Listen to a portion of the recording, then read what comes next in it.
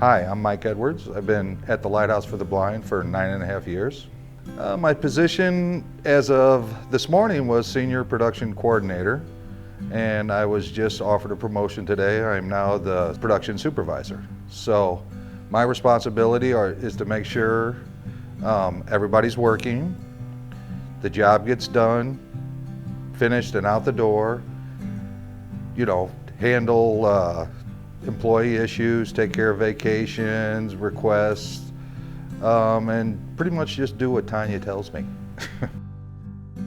I was diagnosed with retinitis pigmentosus in 2000 actually, and to be diagnosed with retinitis pigmentosus was very traumatic in my life. It was life-changing, so I was very concerned that I was going to go blind immediately, but I did research on it and found out that it was a slow progression, but there's just no set in stone.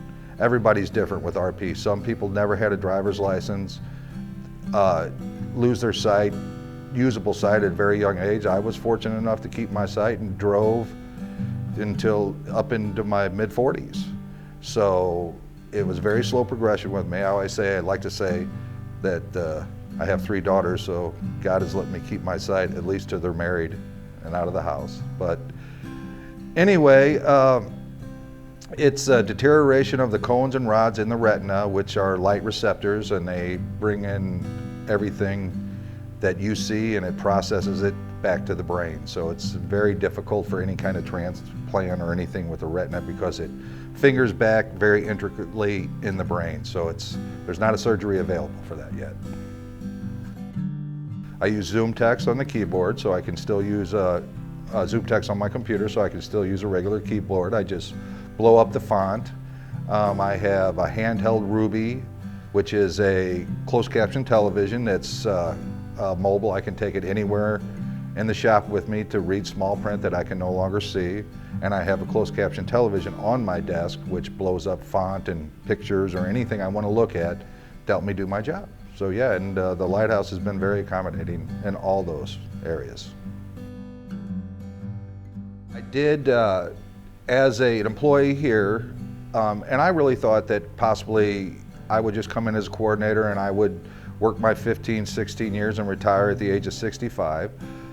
But the Lighthouse seen something in me which possibly I did not see or know I could do at the time, and they pushed me a little bit in their own way, and I did a business leadership program which internally let me know everything that goes on in the company here.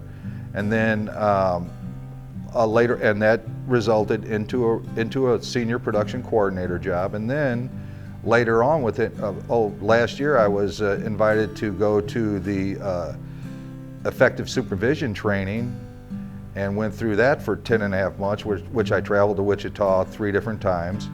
And that in turn led to another position raised to production supervisor. And without the Lighthouse's support and pushing me a little bit, I'm not so sure I would accomplish that. So I owe them a big, big thank you for that.